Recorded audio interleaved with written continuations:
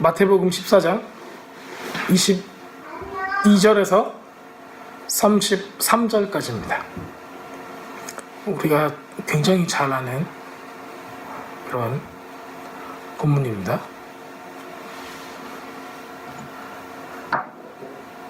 읽어볼까요? 마태복음 14장 22절에서 33절.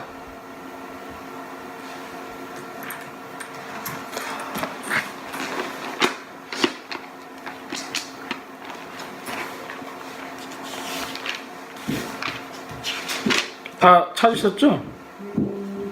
네. 제가 읽겠습니다. 개정개혁으로 읽겠습니다. 자, 예수께서 즉시 제자들을 재촉하사 자기가 무리를 보내는 동안에 배를 타고 앞서 건너편으로 가게 하시고 무리를 보내신 후에 기도하러 따로 산에 올라가시니라. 저물매 거기 혼자 계시더니 배가 이미 육지에서 술이나 떠나서 바람이 거스름으로 물결로 말미암아 고난을 당하더라. 밤 사경에 예수께서 바다 위로 걸어서 제자들에게 오시니 제자들이 그가 바다 위로 걸어오심을 보고 놀라 유령이라 하며 무서워서 소리 지르거늘 예수께서 즉시 이르시되 안심하라 나니 두려워하지 말라. 베드로가 대답하여 이르되 주여 만일 주님이시거든 나를 명하사 물 위로 오라 하소서 하니 오라 하시니 베드로가 배에 내려 물 위로 걸어서 예수께로 가되 바람을 보고 무서워서 빠져가는지라 소리질러 이르되 주여 나를 구원하소서 하니 예수께서 즉시 손을 내밀어서 그를 붙잡으시며 이르시되 믿음이 적은 자여 왜 의심하느냐 하시고 배에 함께 오름에 바람이 그치는지라. 배에 있는 사람이 예수께 절하며 이르되 진실로 하나님의 아들이소이다 하더라. 게네사렛에서 병자들을 고치시는 거가 그 다음 절부터 나옵니다. 자, 오늘 본문을 다 읽었습니다.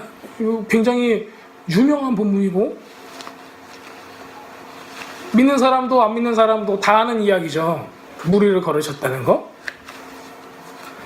굉장히 많이 교회에서 주일학교 때도 많이 들어보았던 그런 얘기죠. 자, 이 이야기 전후로를 우리가 보게 되면은 이게 22절이죠. 21절에 보면은 먹은 사람들은 여자와 아이들 외에 장정들만 약 5,000명이었다라고 나오는 구절이 있어요. 그렇죠? 자, 그렇다면은 이 일이 일어난 바로 전 이야기는 뭐예요? 오병이요. 5,000명을 먹이셨던. 근데 실제로 장정만 5,000명이니까는 뭐 4인이나 5인 기준으로 하면은 이 명수가 굉장히 늘어나겠죠. 25,000, 3만 뭐 이렇게 됐을 거예요. 옛날에는 뭐 애가 둘밖에 없는 게 아니라 뭐 주렁주렁 많았죠. 그래서 10명도 되고 12명도 되고 막 이랬죠. 축구팀 만들고 이 정도로 굉장히 많았었어요. 자, 그리고 이 다음 구절은 뭐였어요? 그들이 마태복음 14장 34절 그들이 건너가 게네사렛 땅에 이르니 라고 써 있습니다. 그리고 거기서 이제 그 병을 고치세요 예수님께서. 즉 갔던 곳은 어디? 게네사렛이에요. 지금 우리가 이제 요 배경을 알고 지금 이 말씀을 들어야 돼요. 사람들이 이제 보통 이 구절을 같이 이제 말씀으로 나눌 때 뭐에 초점을 맞추냐면은 무리를 걸으셨다라는 거에 초점만 맞추죠. 그리고 또 뭐에 초점을 맞춰요? 믿음이 적은 자요 했기 때문에 믿음에 초점을 맞춰요. 그럼 나도 믿음이 있으면은 무리를 걸을 수 있겠다라고 생각을 하고 물에 빠져 죽은 사람이 한두 명이 아니었어요. 실제로. 자, 실제로 그런 사람이 있던가요? 그것까지는 제가 믿음이 아니라 리포트는 받아본 적이 없지만은 뭐 어떻게 리서치를 해본 적이 없지만은 죽은 사람이 있다라는 말은 많이 들었어요. 독사 건드려서 죽은 사람도 있고 독사에 손 내면 해를 당하지 않을 것이요 이제 그 말씀으로 내가 말씀을 믿습니다 하고 독사를 만졌다가 물려서 바로 죽었던 뭐 그런 경우도 있어요. 근데 하나님께서 말씀하시는 말씀이 그 뜻이 아닐 수도 있는 거예요. 자, 우리가 그러면 계속 요 본문을 가지고 좀 나눠볼게요. 이게 도대체 무슨 내용이고 무엇 때문에 이런 일이 발생했고 그 다음에 제자들이 결론적으로 뭐예요? 제자들이 예수님께 경배했더라로 끝나요. 그렇죠? 자, 그렇다면 무엇 때문에 제자들이 예수님께 하나님의 아들입니다 하고 엎드려졌던가? 그게 우리들 삶에는 어떤 영향을 끼칠 수 있고 우리 삶이 어떻게 우리 삶의 디렉션이 어떻게 바뀔 수 있는가에 대해서 나눠보려고 합니다. 자, 이렇게 이 앞뒤 전후로 보면 오병이어의 사건이 일어났고 수만 명이 예수님으로 인해서 먹었고 그 다음에 그 나중에는 그 다음 날에는 게네사렛에 가서 병을 고치는 사역을 합니다. 자, 예수님께서 장정 5천 명을 먹이고 이 사건으로 인해서 사람들은 뭘 하려고 그랬죠? 예수님을? 왕을 삼으려고. 왕을 삼으려고 했어요. 왕을 삼으려고. 자, 어떤 왕이에요? 이 왕은 세상적인 왕인 거예요. 왜 우리를 먹였으니까. 우리를 배불려 주는 왕. 자, 예수님은 그래서 제자들을 배를 태워서 건너편으로 보냅니다. 그 다음에 이 장정 5천 명하고 가족들을 어떻게 해요? 돌려보내. 대단한 거죠. 혼자서 몇몇 명이 되는 사람을 집으로 돌려보내요. 이 사람들 사이에는 뭐가 있었어요? 야, 내가 저 사람을 왕으로 삼겠다 하는 흔히 말하는 촛불 시위를 하고 있었어요. 이 사람들이 빵하고 생선을 먹으면서 촛불 시위를 하고 있는 거예요. 당신이 왕이 되어주세요 하고. 근데 이 사람들은 몇몇 명 되는 사람들을 순식간에 해산시키고 집으로 가라 그래요. 이게 됩니다. 그리고 나서 지금 제자들을 먼저 보내고 이 사역을 하시는 거예요. 그 다음에 뭐 하셨어요? 밤새워서 산에 올라가서 기도하셨어요. 그렇죠. 그렇다면은 예수님이 밤새워서 산에서 기도하는 장면이 얼마 안 나와요. 여기 나오고 겟세마네 동산 그 전에 돌아가시기 전에 막 그 땀방울이 핏방울이 되도록. 그러니까는 이렇게 밤새 세워서 기도하는 순간이 많이 없었는데 이때 기도를 하시는 거예요. 그 몇 안 되는 순간 중에.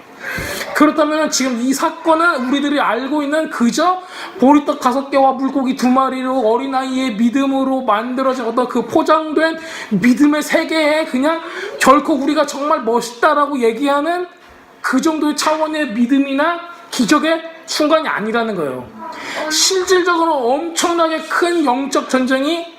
자, 그렇다면은 여기 이제 본문에서 보면은 누구 나와요? 예수님 나오고 제자들 나오고 그 다음에 예수님께서 이렇게 가라고 해가지고 이제 이 사람들은 예수님께서 뒷정리를 하시고 제자들은 전부 다 배에 타고 건너편으로 가요.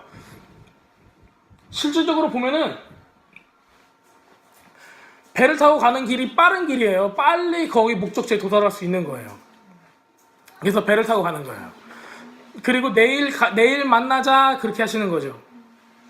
이제 나중에 이제 제가 지도를 좀 설명을 해드릴 거예요. 자, 그렇게 한다. 자, 그렇다면은 지금 우리가 이제 성경에서 이제 이 사람들이 여기 본문에서 보면은 배가 이미 육지에서 술이나 떨어져 바람이 거스름으로 물결로 말미암아 고난을 당하였더라라고 나와 있습니다. 24절에요. 자, 그렇다면 지금 이 제자들은 배를 타고 물 위에 있다는 거예요. 물 위. 자, 성경에서 말하는 여러 가지 그 성격을 가진 것들이 있어요. 뭐 땅, 포도주, 뭐 이런 그 심볼라이즈가 되는 것들이 있는데 특히 물은 무엇을 의미하는지 다 알고 계시죠? 물하고 바다, 이것은 혼돈과 어둠, 죽음을 의미하는 거예요. 알고 계시죠? 창세기 1장 2절에 땅이 혼돈하고 공허하며 흑암이 깊음 위에 있고 누가? 하나님의 영은 어디 위에? 수면 위에 운행하시니라. 자, 보세요. 하나님의 영이 어디 위에? 물 위에 on the water, above water라고 써 있어요. 그쵸? 다 알고 계시죠? 자, 이게 하나님의 영이란 말이에요. 하나님의 영. 그래서 창세기 1장 2절은 참 중요한 말씀입니다. 왜? 워터가 무엇인지 그 성격을 보여주고 있어요. 자, 이렇게 우리가 보여주고 있는데, 자, 물은 뭐죠? 모든 노아의 홍수 사건을 보면은 물로 숨쉬는 생물을 심판하신 하나님, 숨을 쉬는 모든 생물이 이 물로 인해서 다 심판을 당해요. 자, 여기서 볼 수 있는 게 뭐예요? 바다는 저주이고 심판을 상징하는 예가 됩니다. 자, 모세하고 이스라엘 백성은 어디를 건너요? 홍해 바다를 건너죠. 건널 때는 이집트 입장에서 볼 때는 뭐예요? 물속으로 쑥 들어가잖아요. 그러니까 죽음이에요. 근데 가나안 쪽에서 바라보면 뭐예요? 뿅뿅 올라오죠. 그건 뭐예요? 다시 생명으로 올라오는 거예요. 나올 때는 새로운 생명으로 나오는 침례를 의미하게 되는 거예요. 자, 우리 침례할 때, 세례할 때, 그게 뭐예요? 우리가 죄에 대해서 어떻게 해요? 죽고, 주님의 의로 인해서 우리가 어떻게 돼요? 살아나는 거예요. 결국에는 우리가 물속 안에 들어간다는 건 뭘 의미해요? 심판과 죽음을 의미합니다. 자, 여기 뭐야? 시편 77편 19절에 이런 말씀이 있습니다. 자, 주의 길이 바다에 있었고 주의 고든 길이 큰 물에 있었으나 주의 발자취를 알 수 없었나이다. 주의 백성을 양떼같이 모세와 아론의 손으로 인도하셨나이다. 이렇게 나와 있어요. 자, 주의 길이 바다에 있고 바닷속에 길이 있대요. 어떻게 됐었죠? 그때 홍해가 갈라질 때 길로 마른 땅을 건너갔다 그러죠. 자, 주의 고든 길이 큰 물 곧 바다에 있었으나 우리는 어디로 가야 할까 몰랐어요. 다만 누가 데리고 갔어요? 모세하고 아론이 인도해서 갔습니다. 모세하고 아론은 어떤 존재예요? 메사이아적인 메시아닉적인 모형을 가지고 있는 거예요. 자, 또 같은 침례의 상징으로 갖고 있는 게 뭐예요? 여호수아가 어디를 건너가요? 요단강을 건너가요. 요단강으로 건너가면 어디가 나와요? 가나안이 나왔죠. 그렇죠? 가나안으로 입성한 게 있습니다. 자, 이스라엘 자손은 이때 뭘 해요? 뭘 받아요? 가나안의 요단강 건널 때 뭘 받아요? 뭘 받아요? 죽지 않으려고 뭘 받았어요? 뭘 받아요? 할례를 받았습니다. 그렇게 해서 새롭게 그 제너레이션이 하나님 앞에 하나님의 백성이 됩니다. 자, 물이 죽음을 상징하기 때문에 우리가 침례를 받고 죄에 대해 죽고 주님 안에서 새롭게 태어남을 선포를 하는 것입니다. 자, 그렇다면 우리가 잠깐 요 지도를 좀 볼게요. 자, 지도를 조금 보면은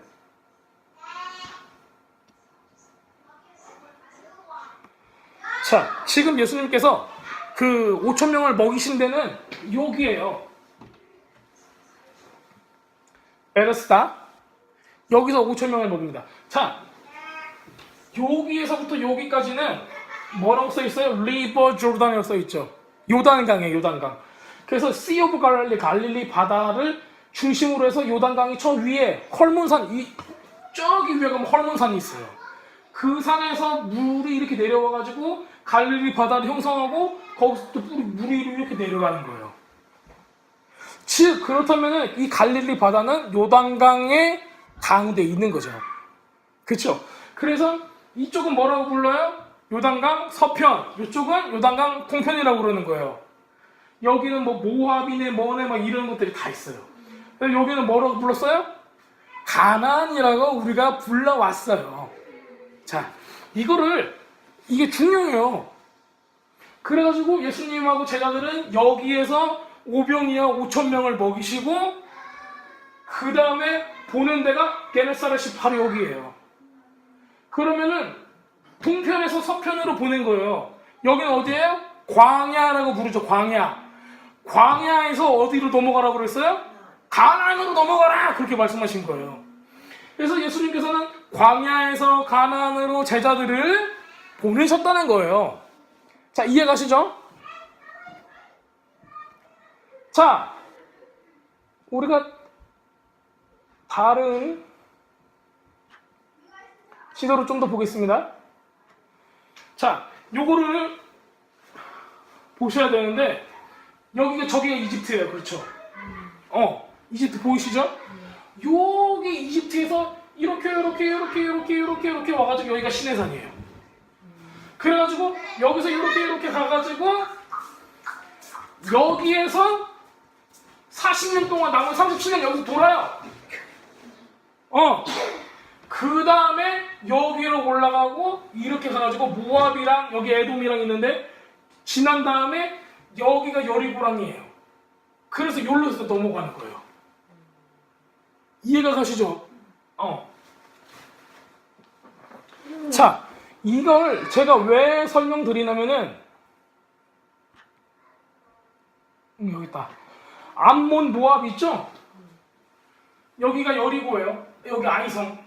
여기가 이렇게 요단강인 거죠. 그 다음에 여기 앞에가 길갈이에요.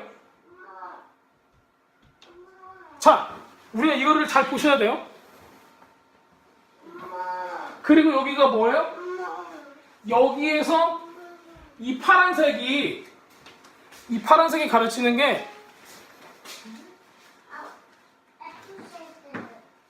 저기 위까지 해가지고 나오는 거가 첩자를 보냈던 거예요. 정탐꾼 보냈을 때. 정탐꾼 보냈었던 사람들이 여기로 왔다가 이렇게 가는 거예요. 가나안 땅을 다 보고 와가지고 한 얘기가 뭐예요? 40명 보냈는데 2명 빼고 전부 다 야 우린 메뚜기에서 다 죽었습니다 라고 얘기하는 거죠. 그렇다면은 라암셋에서 나와가지고 요 블레셋길을 따라가지고 일로 갈 수도 있었는데 하나님께서 야 너희들이 전쟁을 보면은 마음에 크게 속상할 것 같으니까는 요 아래로 보내줘. 그래서 여기를 40년 동안 이렇게 하고 이렇게 가는 거예요. 자, 그래서 출애굽의 경로를 보게 되면은 결국에는 우리들은 여기서 여기로 그냥 바로 서편 가나안으로 갈 수가 있는데 굳이 삥 돌아가지고 모압을 넘어서 암몬하고 요 사이에 여기에서 지금 요단강을 건너는 거예요. 즉 동편 광야에서 서편 가나안으로 넘어갔던 거예요. 그렇다면 똑같은 거죠. 지금 동편에서 서쪽으로 넘어가는 똑같은 경로를 지금 예수님도 하고 있다는 거예요. 제자들에게. 자, 이렇다면 이 정도까지 오면은 우리가 이제 자 이렇게 볼까요? 여기가 사해입니다. 여기가 길갈이고요. 여기 요단강이에요. 여기가 갈릴리 호수예요. 그 다음 저기가 헐몬산이에요. 헐몬산에서 물이 나와가지고 갈릴리 호수를 만들고 요단강이 쭈르르 와가지고 사해 바다를 만드는 거죠. 여기가 길갈의 수치를 바로 거둬주는 바로 그 길갈이에요. 네, 우리 길갈의 수치를 거두는 거 좋아하죠, 그렇죠? 네, 이렇게 오면은 지금 여기서는 이렇게 가가지고 여기로 넘어가는 거예요. 예수님은 여기서 제자들이 여기로 넘어가라고 한 거예요. 자, 그래가지고 우리는 요거를 보고 그 공통점을 찾을 수가 있는 겁니다. 자, 지도를 봤으면은 대충 예수님께서 제자들을 어디로 보냈다는 것, 그리고 그것이 무엇을 의미하는 거에 대해서 우리가 확실하게 충분하게 이해를 할 수 있습니다. 그렇죠? 이해가 되시죠? 네. 자, 바다는 뭐라고 했어요? 제가 죽음을 상징하는 거, 심판을 상징하는 거라고 했어요. 자, 근데 이 심판과 죽음을 무색하게 하는 사건이 여기서 일어나는 거예요, 본문에서. 바로 어떤 사건입니까? 예수님께서 갈릴리 바다 위를 걸으신 사건입니다. 자, 이건 뭘 의미해요? 예수님께서 죽음의 바다를 밟아버리셨다 라고 우리가 볼 수 있는 거예요. 자, 예수님께서 그냥 야 오늘 엄청 재밌는데 기분 참 좋은데 바다로 한번 밟아볼까 해서 밟아보신 거예요? 아니죠. 우발적인 사건이 아니에요. 이거는 굉장히 상징적인 거예요. 일부러 보여주시고자 한 거예요.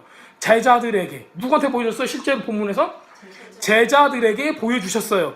우리는 바로 곧 우리가 제자들이죠. 우리한테 이걸 보여주시려고 했어요. 일부러 메시지를 주기 위해서. 그냥 예수님께서 야 나는 천지창조의 하나님이야. 나는 엄청 멋있어. 나는 능력이 엄청 뛰어나. 이걸 보여주시려고 한 게 아니라 메시지가 있는 거예요. 그럴까요? 안 그럴까요? 그러겠죠. 자, 죽음의 바다를 건너가지고 가나안으로 제자들을 데리고 들어가시는 구원의 장면을 지금 상징적으로 보여주고 계신 거예요. 예수님께서는 이 표적을 통해서 심판하고 죽음의 바다를 어떻게 극복하고 사람들을 어떻게 구원해내신가에 대해서 예시로 지금 보여주고 계시는 겁니다. 자, 본문에서 가장 큰 사건은 뭐예요? 물 위를 걸으신 거죠. 예수님께서 물 위를 걸으신 거. 제가 여태까지 말씀드린 것처럼 가나안 저편으로 가라. 즉 동쪽에서 서편 요단강을 건너서 가나안으로 가세요. 이 얘기예요. 자, 우리가 평생 살면서 가나안으로 간다는 것은 뭘 뜻하는 거죠? 구원을 얻는다, 천국에 간다라는 것을 뜻하고 있습니다. 또한 뭘 뜻할까요? 이거는 영적 전쟁에서 승리하는 것도 뜻하죠. 우리 디바인 데스티니를 이루는 것도 이거에 같은 맥락입니다. 자, 우리가 예수 믿고 예수님 영접하고 구원을 얻었다. 이게 가나안에 들어간 게 아니에요. 그냥 그 영적 전쟁이 중에 있는 거예요. 실질적으로 하나님의 나라가 우리 삶 가운데 임하고 우리가 죽고 육이 죽고 나서 낙원에 임하고 이 전부 다 이게 연관되어 있는 게 뭐예요? 우리가 하나님의 디바인 데스티니, 하나님께서 주시는 우리의 소명을 이룰 수 있는 거 없는 거예요. 근데 많은 사람들은 우리의 소명에 관심이 있어요, 없어요? 자기 자신의 소명에 관심이 없어요. 왜 없다고 하셨죠? 먹고 사는 게 너희 삶에 문제가 많기 때문에 그런다. 그래요. 이거 누가 준다고 했어요? 삶의 문제는 사탄이가 준다고 그랬죠. 그래가지고 하나님께 집중하지 못해요. 내 삶에만 집중하는 거예요. 오늘은 무엇을 먹을까? 점심에는 뭘 먹을까? 저녁에는 무엇을 먹을까? 아침에는 무엇을 먹을까? 똥은 어떻게 쌀까? 어떤 옷을 입을까? 다 세상적인 고민이에요. 그래서 예수님께서 말씀하셨죠. 공중에 나는 새를 보라. 들에 핀 백합화를 보라. 이거는 누가 고민한다고 그랬어요? 그런 염려는 누가 한다고 그랬어요? 이방인들이나 하는 거. 이방인은 하나님을 안 섬기는 사람이라는 뜻이에요. 우리 하나님 섬기고 있잖아요. 근데 그런 염려를 하면 뭐예요? 우리는 이방인이 하는 염려를 한다는 거죠. 자, 기도에 대해서도 이렇게 기도하는 거는 뭐 한다고 해서 이방인처럼 기도하지 말라. 자, 이방인이라는 거는 외국인이라는 뜻이잖아요. 하나님 안 섬기는 사람이라는 뜻이죠. 자, 이 요단강을 경계로 해가지고 서편은 가나안이고 동편은 광야입니다. 여호수아하고 이스라엘 백성 가나안 입성 이 모든 것이 다 동편 광야에서 요단강을 건너가지고 들어간 거죠. 예수님도 제자들에게 동편 광야에서 서쪽 가나안으로 가라고 하셨어요. 자, 오병이어 사건은 갈릴리 동편 광야에서 일어났어요. 거기서 오병이어 사건 이후로는 제자들이 갈릴리 바다를 건너서 서편으로 가는데 이것은 아까 방금 말씀드린 것처럼 출애굽하고 구원의 모습의 상징적인 모습이에요. 자, 오병이어와 같은 것은 뭘 뜻해요? 이건 기적이잖아요. 하나님께서 뭘 하셨어요? 예수님께서 뭘 하셨어요? 사람들을 먹이셨다는 걸 뜻해요. 자, 출애굽에서도 마찬가지죠. 이스라엘 백성들이 광야에서 뭐 했어요? 하나님께서 뭘로 먹이셨어요? 만나와 메추라기로 먹이셨죠. 40년 동안 신발도 헤어지지 않고 신발도 닳지 않고 옷도 헤어지지 않고 기적이 아니에요. 엄청난 기적이죠. 그런데 지금 이 비슷한 일이 오병이어라는 거예요. 광야에서 일어난 겁니다. 자, 여기서 지금 보여주고자 하는 건 뭐예요? 죽음의 바다를 건너가지고 약속의 땅 가나안으로 어떻게 건너가냐? 네가 과연 건너갈 수 있냐? 그거를 보여주고 있는 거죠. 무슨 뜻이에요? 어떻게 사람이 구원을 받아서 가나안 땅으로 들어가는가에 대한 이야기를 여기에서 하는 거예요. 즉, 많은 사람들이 이 얘기를 보고 네가 믿음이 있냐 없냐, 물 위를 걸어갈 수 있는 믿음이 있냐 없냐 정도로 생각을 하는데, 이거는 여러분들이 기적을 행하냐 안 행하냐에 대한 이야기가 전혀 아니라는 거예요. 이거는 우리가 구원을 받을 수 있냐 없냐, 약속의 땅 가나안 땅으로 들어갈 수 있냐 없냐, 여러분들은 영원히 하나님 앞에 드려질 수 있냐 없냐, 하나님의 백성이 될 수 있냐 없냐 하는 이 문제를, 그 이슈를 다루고 있는 겁니다. 제자들이 갈릴리 바다를 건너가고 있는데 이것은 여호수아가 광야에서 요단강을 건너가지고 가나안 땅으로 입성하는 거하고 똑같은 그림을 보여주고 있습니다. 자, 이것을 본문을 보게 되면 무슨 일이 일어났어요? 자, 본문을 볼까요? 자, 사람들이 배가 이미 육지에서 술이 나타나서 바람이 거스름으로 뭐예요? 어게인스트예요. 어게인스트, 거스름으로 물결로 말미암아 고난을 당하더라. 힘들었대요. 자, 아까 여기 보셨죠? 지도에서 보셨듯이 동편에서 서편으로 건너가요. 갈릴리 바다를. 근데 바람이 역풍을 맞았어요. 그래갖고 지금 이 사람들이 여기를 못 갔다는 거예요. 이해가 되시죠? 무슨 말인가? 다 알고 있는 내용이니까. 그래서 밤 4시경에, 4시면 4시예요. 4시경에 예수께서 바다 위로 걸어서 제자들에게 오시니 이렇게 나와 있습니다. 25절에. 그렇죠? 자, 볼게요. 자, 밤 4시. 이스라엘에서는 4시라고 하면은 지금 우리가 살고 있는 세상에서는 새벽 3시에서 6시까지, 즉 해 뜨기 직전의 시간을 의미합니다. 이때가 가장 온도가 추워요. 가장 추워요. 그리고 이 헐몬선에서 내려오는 찬 공기가 이렇게 쑥 내려오는 가장 추울 때예요. 그리고 해 뜨기 전이니까는 어둠이 가장 깊다는 의미를 뜻하고 있어요. 그 시간이 가장 춥고 가장 어두운 시간을 제자들은 배 위에서 보내고 있었다는 겁니다. 자, 재밌는 사실이 있어요. 예수님의 제자는 몇 명? 12명이죠. 그 중에서 어부는 몇 명? 5명이에요. 베드로, 안드레, 야고보, 그 다음에 플러스 도마까지 해가 5명입니다. 자, 5명의 베테랑 어부가 죽으라고 노를 짓고 뭘 해도 바다 한가운데 있을 수밖에 없는 거예요. 자, 예수님께서 오병이어의 그 5,000명을 먹이시는 사건을 하시고 그 다음에 제자들을 보내세요. 빨리 가갖고 배 타고 가라잉 하고 그 다음에 사람들을 다 돌려보내세요. 예수님께서 이 사람들이 왕으로 삼고자 했지만은 예수님께서 하나님의 권위를 가지고 이 사람 다 돌려보내세요.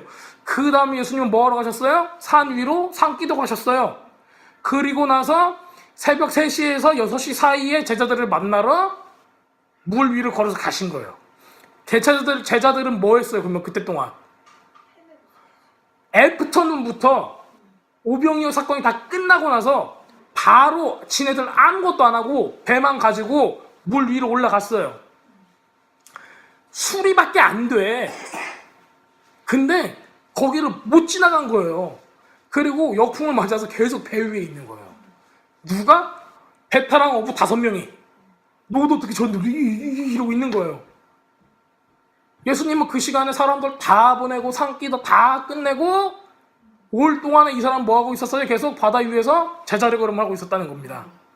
자, 즉 전문가의 손길도 필요가 없어요. 돈으로도 못 가요. 하나님 나라. 잘생겨도 못 가요. 하나님 나라. 뭘로 갈 수 있어요? 믿음으로 가는 나라. 하나님 나라. 그래서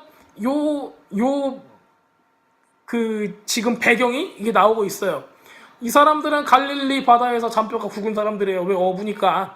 자, 헐몬산에서 이렇게 막 찬 공기가 내려오고 이 사람들 밤 새벽 4시, 5시까지 밤새도록 노를 저었는데도 갈릴리 호수를 못 건너가요. 저기서 저기까지 못 건너가는 게 비정상인 거예요. 밤이 되기 전에 출발했어요. 밤새도록 지금 못 가고 있는 거예요. 이게 말이 안 되는 거죠. 초자연적인 멍청함이죠. 못 가는 거예요, 지금. 자, 이 의미는 뭘 의미할까요? 사람이 자기 힘과 노력으로 혹은 재물로 최선을 다해서 가나안을 향해서 노를 저어가요. 건너편으로 가려고 노를 저어가요. 전문가의 힘도 안 됩니다. 땀을 뻘뻘 흘려도 안 돼요. 인간적인 노력도 안 됩니다. 사력을 다해서도 사람의 힘으로는 가나안 땅에 들어갈 수 있어요, 없어요? 없다는 걸 보여주고 있습니다. 자, 구원의 사건의 모형을 이렇게 보여주고 있는 겁니다. 이건 우연의 사건이 아니에요. 예수님께서 나는 물 위를 걸을 수 있어. 이걸 보여주려고 연출해내신 것도 아닙니다. 자, 26절을 보면 이렇게 나와 있어요. 제자들이 그가 바다 위로 걸어오심을 보고 놀라서 뭐라고 불러요? 유령이다!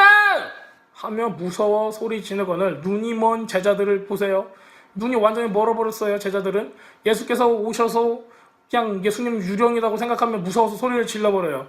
자, 자연의 법칙을 초월하는 하나님의 능력을 보고도 유령이라고 생각해요. 이게 귀신의 힘이라고 생각해요. 그러는 경우 우리가 종종 볼 수 있습니다. 예수님이야. 하나님의 역사야. 하나님의 역사인데 이게 우연이 됐을 거야. 아니면 내가 럭키해. 엄청 나는 운이 좋아. 이렇게 생각하는 사람. 럭키가 뭐예요? 럭이 루시퍼에서 나온 거예요. 럭키 하면은 루시퍼 씨라는 소리예요. 루시 같은 거예요. 루시.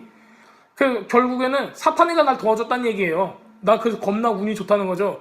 우리는 블레싱은 있어요. 노 럭. 럭이란 건 없습니다. 우리한테는 즉 하나님의 통치 가운데 있는 사람은 하나님의 축복이 있을 뿐이지 럭, 운에 의해서 우리 인생이 좌지우지 될 수가 없는 거예요.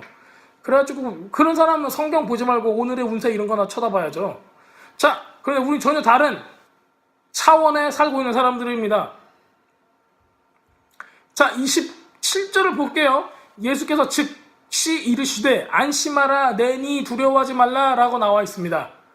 본문을 보시면 볼 수 있어요. 자, 예수님께서 이때 어떤 언어를 사용하시죠? 예수님과 제자들은 어떤 언어를 사용하죠? 히브리 말을 사용했죠. 예수님께서 나야! 라고 말씀하신 거 히브리어로 하면은 출애굽기에서 하나님께서 모세에게 말씀하신 거하고 똑같아요. 모세가 하나님께 제가 백성들한테 가서 누가 했다고 얘기를 해야죠? 물어보죠. 그랬더니 하나님께서 출애굽기 3장 14장 이렇게 말씀하세요. 하나님이 모세에게 이르시되 나는 스스로 있는 자니라 라고 말씀하셨죠. 그리고 너희 백성들에게 가서 내 이름을 얘기해라 이렇게 말씀하세요. 그때 말씀하셨던 게 뭐예요? 야흐예 아슈엘 예흐에 라고 말씀하신 거예요. I am that I am. 나는 스스로 있는 자입니다 라고 얘기를 한 거예요. 자, 여기서 예수님도 똑같이 예흐에 아슈엘 예흐에 라고 말씀하신 거예요. 제자들이 출애굽기 3장 14절의 말씀, 그 말씀 누가 쓸 수 있는 거예요? 하나님만 쓸 수 있는 건데 그게 예수님께서 바다 위를 걸으시면서 유령이다!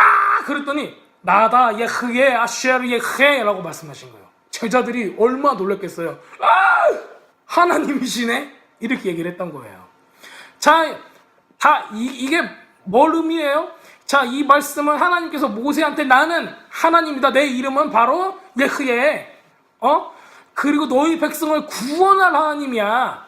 이 말씀을 하실 때 사용하신 자기소개서예요. 근데 예수님께서 이 구절을 그대로 사용하시는 겁니다. 제자들한테 예수님은 하나님이심, 그리고 너희들을 구원할 자이심을 깨달을 수 있도록 이 모든 장면이 굉장히 막 영화와 같이 메시지를 가지고 지금 다가가고 있습니다. 그랬더니 베드로가 즉각 반응을 해요. 이야! 주님이시거늘 나로 주님께로 물 위를 걸어서 가게 해주세요 라고 요청을 해요. 그랬더니 예수님께서 허락을 하십니다. 베드로가 걸어요. 물 위를 걷지만 바람을 보고 무서워서 물에 빠지고 맙니다. 그렇죠. 바람은 뭐예요? 여기서 풍랑을 의미하죠. 풍랑. 네, 바다 위에 바람은 풍랑이에요. 그렇죠. 스톰이에요. 자, 세상의 어려움을 뜻하고 있습니다. 우리는 바람으로 인해서 두려워하고 예수님을 바라보지 못하고 믿음 없이 물에 빠지고 맙니다. 보통 우리들이 그래요. 우리는 세상에 살고 있잖아요. 세상에 살아갈 때 우리한테 어려운 일들이 일어나요. 이게 뭐예요? 우리한테는 바람이에요. 누가 말을 안 들어. 막 내 새끼가 말을 안 들어. 내 남편이 말을 안 들어. 우리 마누라가 말을 안 들어. 세상에 막 여러 가지 일들이 사고가 났어. 무슨 일이 일어났어. 다 뭐예요? 바람이에요. 그런데 그 바람이 별일 아닌 걸 수도 있어요. 우리 애는 내가 맴매를 때려서라도 말 잘 듣게 하면 돼. 그런데 뭐가 있어요? 우리한테 두려움을 주는 바람이 있어요. 우리가 두려워하면은 두려움에 굴복하게 돼요. 그래가지고 물에 빠져버려요. 물에 빠지면 어떻게 돼요? 가나안에 들어가요? 못 들어가요? 못 들어가게 됩니다. 즉 우리 자신의 부르심을 성취하지 못하게 하는 것이에요. 바람은, 스톰은. 자, 예수님께 도와달라고 소리칩니다. 베드로가 예수님 도와주세요 하고 소리칩니다. 예수님은 뭘 내밀어요? 손을 내미세요. 손을 내밀었고 베드로를 붙잡아 배에 오르십니다. 예수님의 손은 뭘 뜻해요? 하나님께서는 이 손, 하나님의 이름 손에는 큰 상징이 있어요. 뭐예요? 하나님의 오른손 당시 이스라엘 사람들한테 매우 널리 사용되는 표현이었어요. 상징적인 표현이에요. 하나님께서 이 모세 오경 토라에 굉장히 많은 빈도수가 굉장히 높게, 그리고 예언서에도 이렇게 나와 있죠. 강한 손과 편팔로 너희를 내 꿈에서 이끌어내는 여호와로다.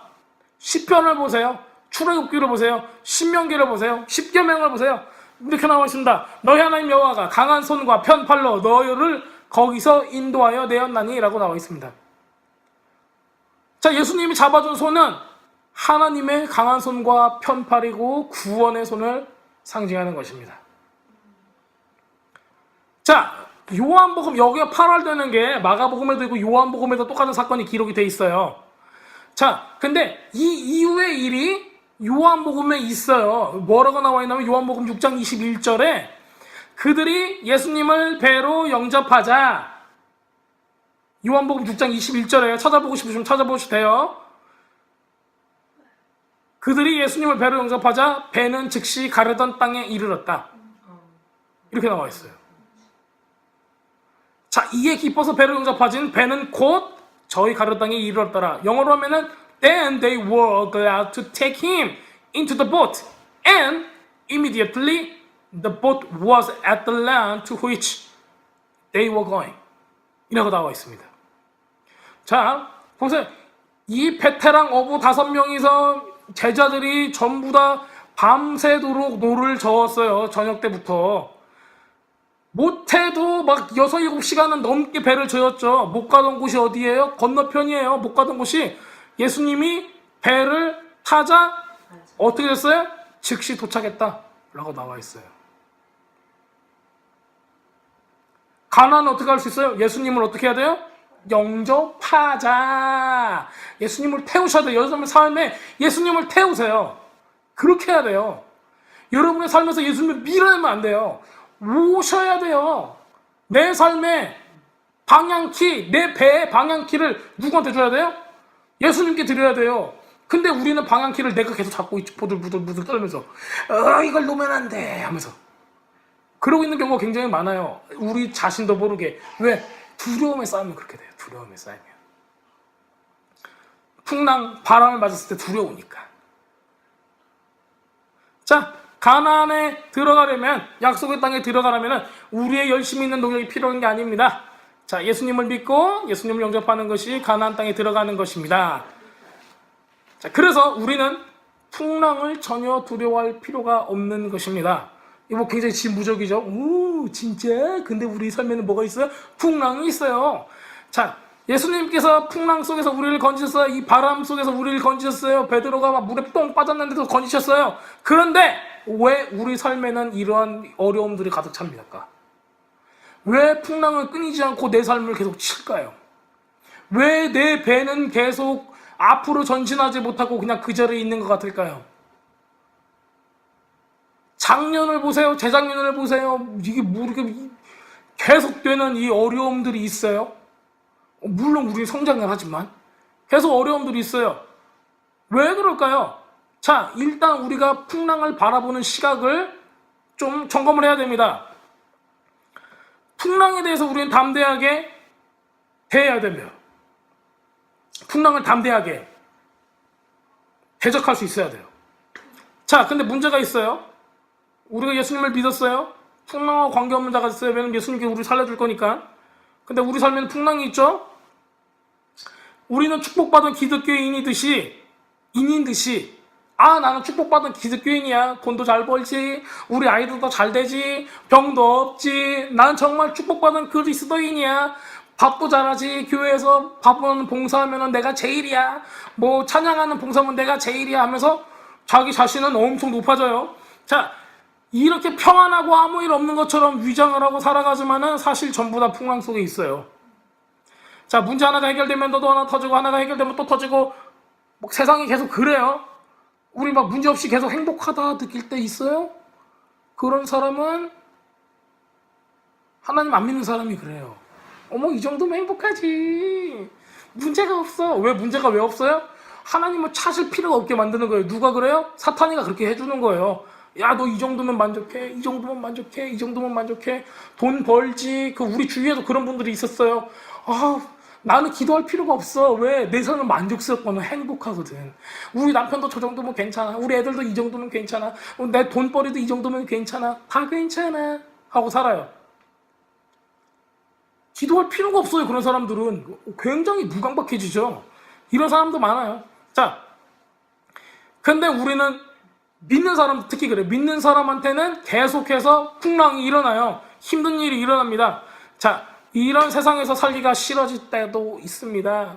예수님을 믿는데도 불구하고 와, 어떻게 살아가? 난 도대체 세상을 살아갈 수가 없어! 하고 막 어려운 이런 것들을 내뱉는 데도 있어요. 자, 왜 그럽니까? 왜? 우리한테는 왜 이런 풍랑이 계속되죠?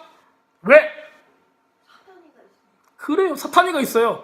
우리의 대적이 있다는 거예요. 또 대적은 뭘 써요? 우리의 죄를 사용합니다. 유혹하고 우리가 그 유혹에 넘어지면 죄가 되기 때문에 그 죄를 통해서 우리 삶을 좀먹어요. 대적이 우리한테 죄가 있고 대적이 그 죄를 사용해서 우리의 삶을 흔들기 때문에 그래요. 자, 우리가 요단강을 건너서 구원을 받았지만은 그럼에도 이 세상의 고난의 파도가 계속되는 이유예요. 왜? 우리가 죄가 있고 대적이 우리를 흔들려고 하고 이 구원에서 떨어지게끔 하려고 노력하고 있기 때문에 그렇죠. 자, 예수님께서 이렇게 바람에 두려워서 물에 빠지는 베드로를 향해서 야, 믿음이 적은 자여 하고 부르셨습니다. 자, 우린 뭐가 필요해요? 믿음이 필요해요. 믿음은 뭐예요? steady firm이랬죠. 하나님의 말씀을 믿어서 흔들리지 않는 거예요. 그게 자연계의 법칙을 벗어난다 할지라도 자연계의 법칙은 뭐예요? 내 커먼센스예요. 내가 볼 때 저 사람은 안 돼. 내가 볼 때 이런 거는 안 돼. 전혀 되지 않을 것 같아.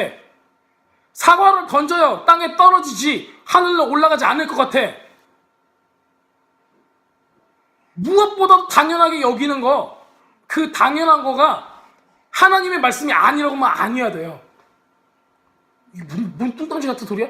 근데 그게 진짜예요. 그게 하나님을 믿는 믿음이라는 거예요.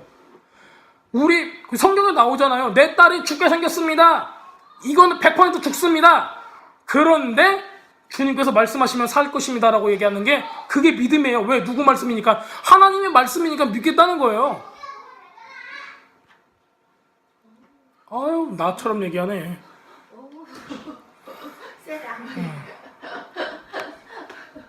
자, 예수님이 이렇게 바람에 두려워서 물에 빠진 사람, 바람이 일 때 그것 때문에 두려운 거예요. 물에 빠지는 사람 왜 빠져요? 두려움 때문에 빠진다고요. 두려움 때문에. 우리가 예수님의 말씀을 믿고 예수님의 마음을 알고 하나님 마음을 알면은 우리한테 어떤 일이 일어나도 두려워하면 안 돼요. 너는 날 빠뜨릴 수 없어. 나를 죽일 수 없어. 해야 돼요. 근데 우리한테는 큰 풍랑이 몰려왔을 때 뭐가 임해요? 두려움이 임하는 거예요. 그러니까 아이고 이러는 거죠. 그래서 우리를 막 바람이 막 흔들어서 나를 막 곧 죽이려고 하는 거예요. 마치 막 우는 사자처럼 달라드는 거예요. 근데 우리는 하나님의 마음을 바로 알아야 돼요. 말씀을 올바로 알아야 돼요. 우리는 그 바람과 풍랑한테 얘기하죠. 넌 나 못 죽여. 넌 나를 두려워하게 못해. 나는 물에 빠지지 않아. 나는 물에 서 있을 거야. 왜? 우리 예수님이 물 위에를 선 사람이 선분이신데 죽음을 딛고 이러시고 심판을 딛고 이러셨는데 네가 나를 어떻게 죽이냐? 날 속이지 못한다 라고 말씀으로 우리가 대적할 수 있어야 됩니다. 자, 우리 이렇게 해야 돼요. 너는 날 못 죽여 해야 돼요. 너는 날 넘어뜨리지 못해. 난 디바인 데스티니를 이룰 거야. 하나님께서 나를 위해 준비해 놓은 거 나는 이루고 말 거야. 그게 뭐예요? 그게 축복이에요. 여호수아 1장 8절에 뭐라고 나와 있어요? 야, 여호수아야, 말씀을 내 계명을 주야로 묵상하고 그걸 지켜 행하라. 앉거나 서거나. 그러면 어떻게 돼서 prosperity. 네가 잘 되리라. 모든 일에 잘 되리라. 그게 뭐예요? 너의 디바인 디스를 이루리라요. 돈 벌겠다는 게 아니라.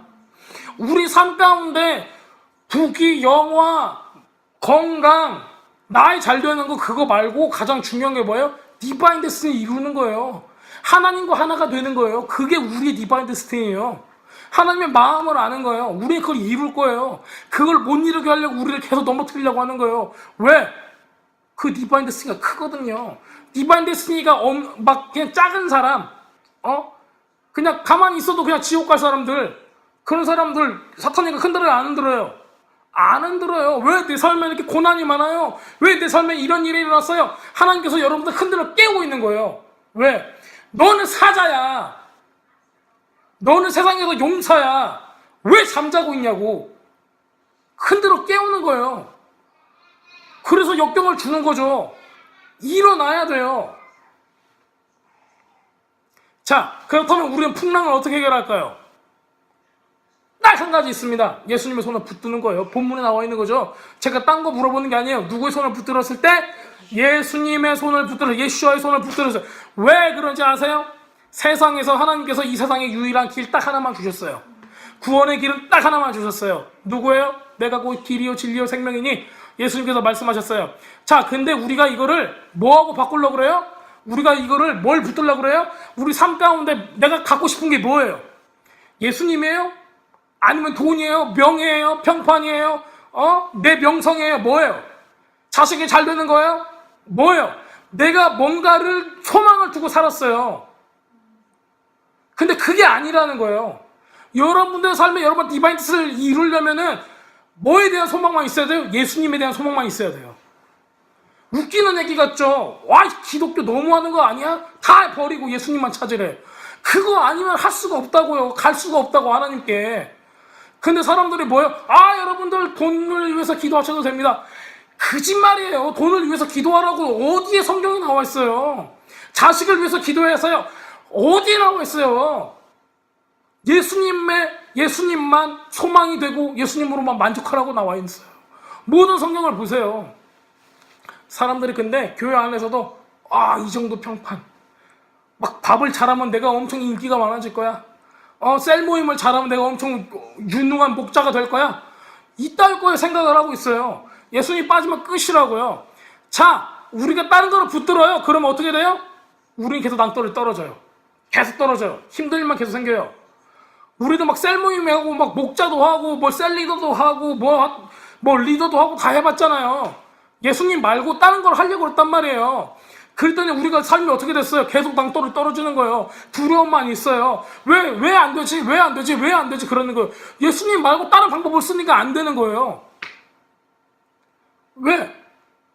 예수님 말고 딴 걸 잡으니까 하나님께서 계속 밀어요. 나를 밀어 계속. 너 안 돼. 밀어 계속. 자, 그럴 때마다 우리는 하나님께 밀려 풍랑을 맞아 막 바닷속에 빠져. 그럴 때마다 우리는 뭘 하죠? 고민해요.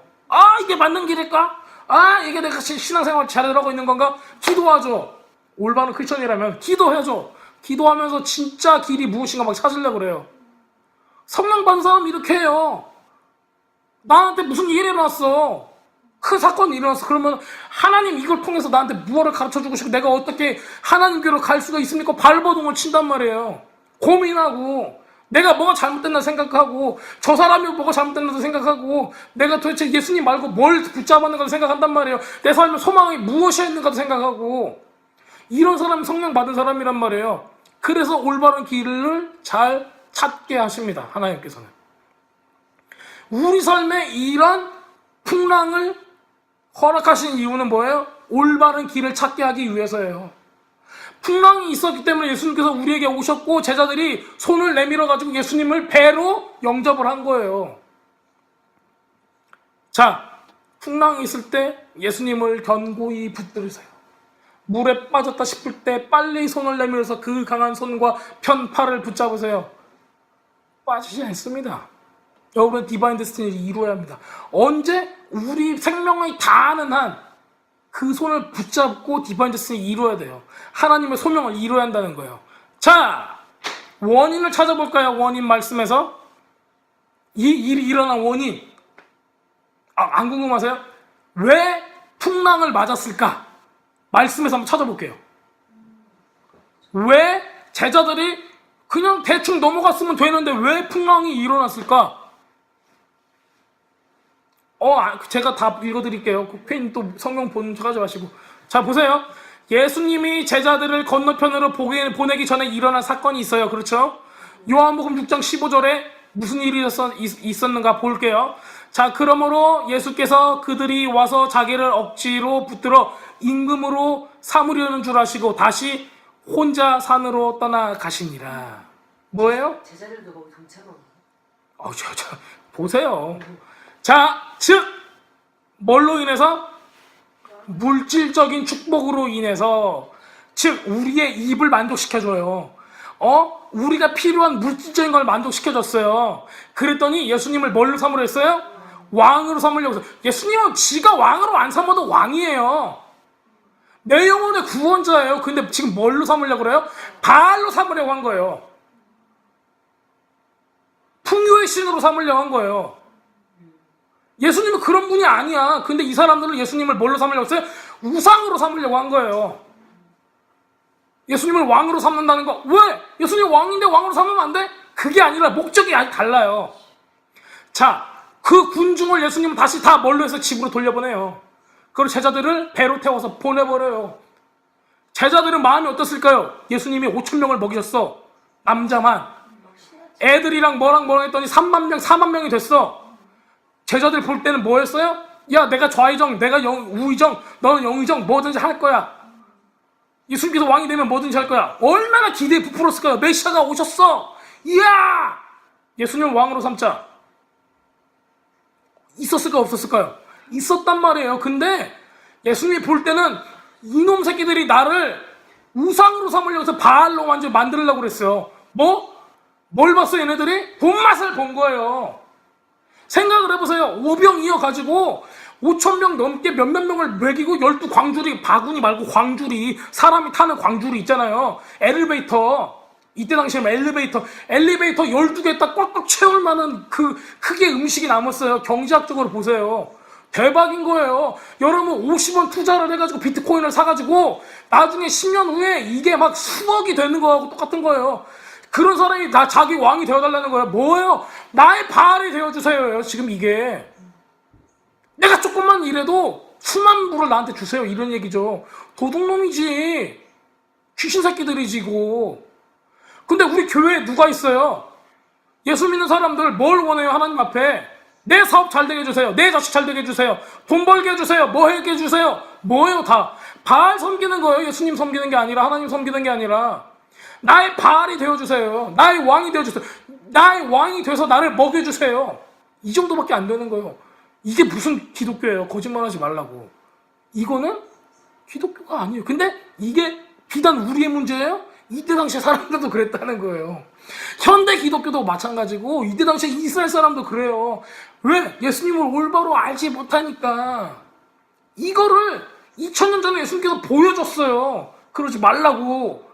근데 2000년 후에 우리 똑같이 하고 있어요. 그래서 우리는 바다 한가운데서 가나안으로 넘어가지 못하고 물을 걸어서 오시는 예수님을 보고 그 팔을 붙잡아가지고 예수님을 영접해야 한단 말이에요. 자, 우리는 이렇게 불교나 샤머니즘이나 다른 종교와 같이 우리가 원하는 걸 구하고 우리가 원하는 걸 받으려고 하고 있습니다. 우상숭배하고 똑같죠. 우리는 예수와를 하나님으로 예배하고 깊은 영적인 관계를 갖는 것이 바로 믿음이라는 걸 잊어버리면 안 돼요. 이게 바로 신앙인 거죠. 자, 이렇게 깨닫게 되면 마태복음 14장 33절처럼 제자들이 뭐라고 고백하죠? 예수와는 하나님의 아들이십니다 라고 고백하면서 경배하게 되는 거예요. 이전에는 뭘 원했어요? 돈을 원했단 말이에요. 우리를 먹여주세요. 세상적인 왕이 되어주세요. 내 삶의 왕이 되어주세요. 그래가지고 왕이 돼서 나한테 큰 축복을 해주세요. 내가 원하는 축복만요. 이렇게 살았어요. 근데 이제는 제자들이 생각이 바뀌어요. 우와, 내가 생각하는 건 전혀 다른 모습이구나. 하나님이시구나 라는 걸 알게 되는 거예요. 이렇게 해서 말씀을 끝내도 상관이 없어요. 근데 제가 한 가지 더 팁을 드릴게요.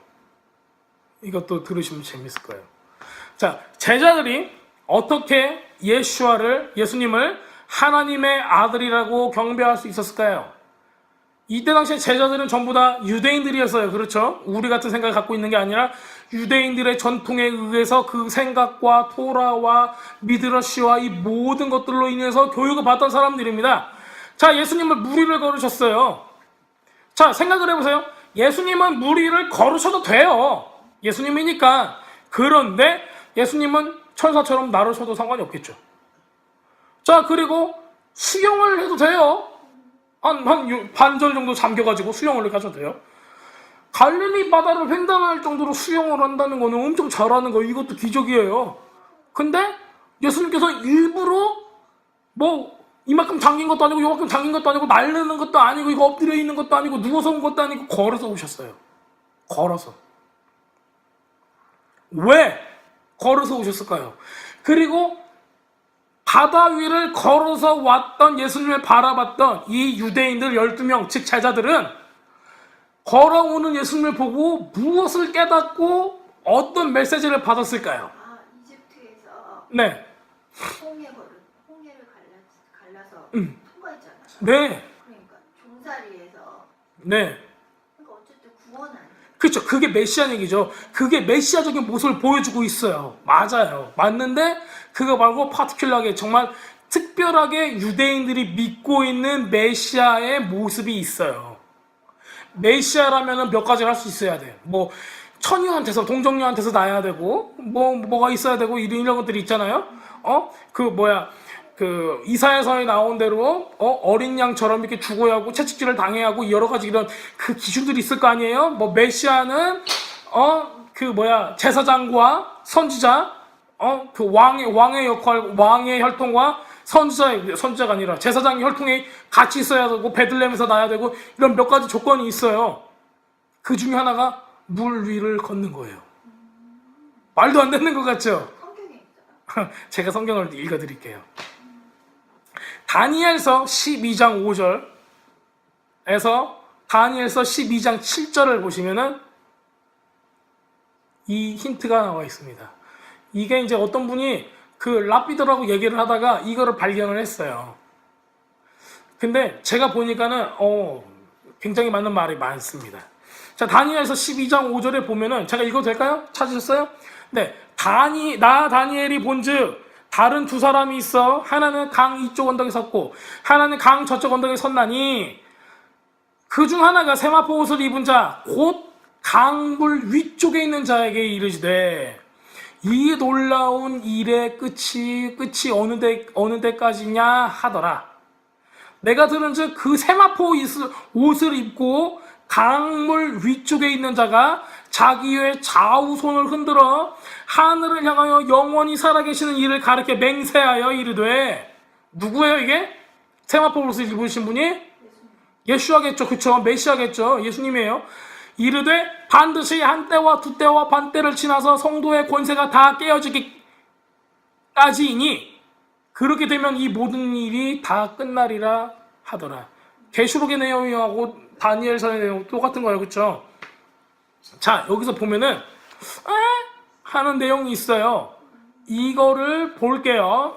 하는 내용 6절에 보면은 이렇게 나와 있습니다. The one of them asked the man dressed in linen who was above the water, of the river. above가 어디예요? 강물 위에요. above the water예요. 강물 위에요. 한국말로 보면은 강이 이렇게 있고 요 편하고 저 편에 있는 걸로밖에 안 보여요. 근데 영어로 읽어보고 히브리 말로 읽어보면은 어떻게 나와 있냐면은 이 세마포 입은 사람이 강물 위에 있다는 거예요. 물 위에 있다는 거예요. 건너편이 아니라 물 위에 있다는 거예요. 그래서 그 이스라엘 사람들은 이 다니엘서가 맨 마지막에 즉 메시아가 영원하신 영원히 살아계시는 즉 하나님께 이를 가르쳐 맹세하여 이르되 이렇게 얘기를 해요. 그쵸? 그래서 메시아가 어떻게 되어 있어요? 지금 강물 위에서 하나님께 말씀하시는 걸 본 거예요. 그렇기 때문에 다니엘서를 믿고 있는 이 유대인들은 메시아라면은 이 영원히 살아계신 이와 대화하는 바로 이 메시아라면은 강물 위에 서 있는 거예요. 그래서 이것 때문에 메시아라면은 물 위에 서 있어야 된다고 생각을 하는 거예요. 자, 그렇다면은 이 유대인 제자 12명이 물 위를 걷는 예수님을 봤을 때 느낌이 어땠을까요? 첫 번째, 유령이다! 라고 얘기할 정도고 엄청난 일이었다는 거예요. 그리고 예수님께서 뭐라고 말씀하세요? 바로 나다, 예흐에, 아쉐르 예흐에, 나는 스스로 있는 자다라고 얘기를 했을 때 하나님이구나라고 알고 있었어요. 그리고 이분이 유령이 아니고 하나님을 알았을 때 비로소 이분이 메시아라는 확증을 이 사람들이 얻게 됐다는 겁니다. 자, 우리는 이 본문 전반에 걸쳐서 이게 보면은 이 다니엘서 본문을 보면은 이 천사보다 높은 존재라는 걸 알 수 있어요. 메시아 이후에 누가 이런 걸 할 수 있어요?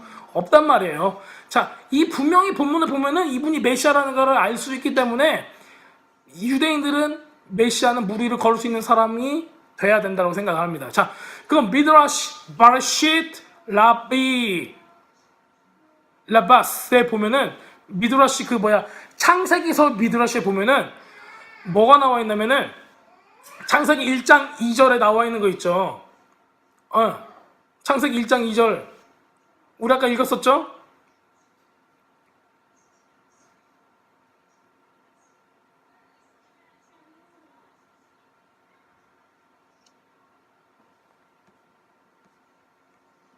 창세기 1장 2절을 보면은 하나님의 영이 수면 위를 운행하시죠.